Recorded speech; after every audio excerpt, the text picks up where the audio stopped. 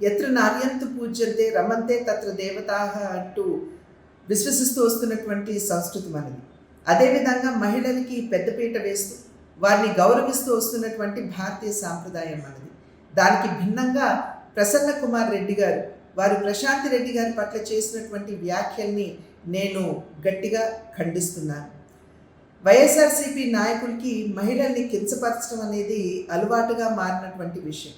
అమరావతిలోని మహిళల్ని మనం నోటితో కూడా చెప్పలేనటువంటి భాషలో వారిని కించపరచడం, అదేవిధంగా శాసనసభలో ఉన్నటువంటి మహిళల్ని శాసనసభ వెలుపల ఉన్నటువంటి మహిళలు సైతం వ్యక్తిత్వ హననం చేయడం మనందరికీ తెలియనటువంటి విషయం కాదు.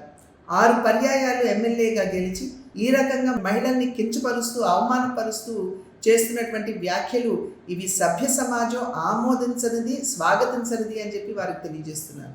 అదేవిధంగా వారికి నేను చెప్పేటువంటి విషయం, ఏదైతే ప్రశాంతి రెడ్డి గారి పట్ల వారు చేసినటువంటి వ్యాఖ్యలు ఉన్నాయో వాటిని ఒక్కసారి వారి తల్లి గారికి వారి భార్య గారికి చూపమని చెప్పి నేను చేసినటువంటి అభ్యర్థన. వారు కనుక దాన్ని ఆమోదించినట్లయితే, వారి ప్రసన్న కుమార్ రెడ్డి గారి భాషను కనుక ఆమోదించినట్లయితే ఇప్పుడు నేను చేసేటువంటి డిమాండ్ని వెనక్కి తీసుకుంటానని చెప్పి నేను తెలియజేస్తున్నాను. నా డిమాండ్ ఏమిటంటే, ఎటువంటి షరతులు లేకుండా ప్రశాంతి రెడ్డి గారికి బాహాటంగా ప్రసన్న కుమార్ రెడ్డి గారు క్షమాపణలు చెబుతూ వారు చేసినటువంటి వ్యాఖ్యల్ని వెనక్కి తీసుకోవాలి అని చెప్పి నేను వారికి తెలియజేస్తున్నటువంటి విషయం.